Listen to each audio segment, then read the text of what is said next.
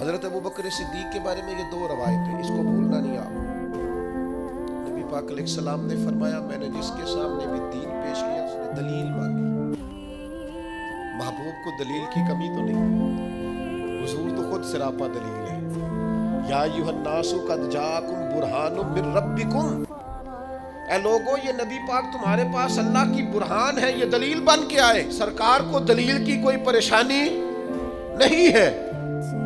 جس کے سامنے دین پیش کیا اس نے دلیل مانگی۔ اور دوسری طرف حال یہ ہے کہ حضرت عبداللہ ابن حذافہ فرماتے ہیں سرکار کوئی معجزہ نہ بھی دکھاتے تو چہرہ ہی ایسا تھا، لوگوں نے دیکھتے جانا تھا، کلمہ پڑھتے جانا تھا۔ کریم فرماتے ہیں جس کے سامنے بھی دین پیش کیا اس نے دلیل مانگی، یہ میرے ابوبکر صدیق ہے۔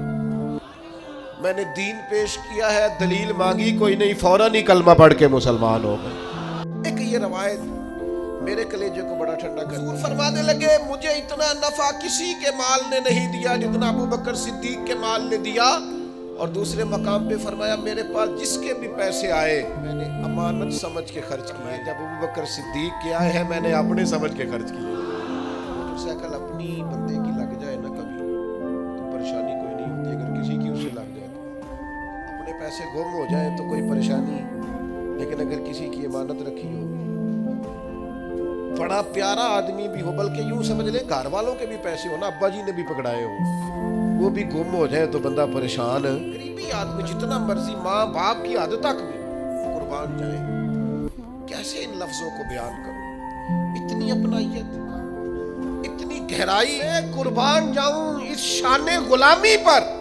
مسجد نبوی کا صحن تھا اور ایک شخص کونے میں بیٹھ کے دعا مانگ رہا ہے۔ ذرا اس کے دعا کے لفظ سنیے، اللہم انی اسألک بانک انت اللہ، اے اللہ میں تجھ سے اس لیے مانگتا ہوں کہ تو میرا اللہ جو ہے۔ ذرا غور کیجئے، میرے والد گرامی فرماتے تھے کہ بیٹا باپ سے کہے کہ ابا جی میں آپ سے اس لیے مانگ رہا ہوں کہ آپ میرے ابو جو ہیں، تو باپ کو اپنا وجود بیچ کے بھی دینا پڑا تو اس کی ڈیمانڈ پوری کرے گا۔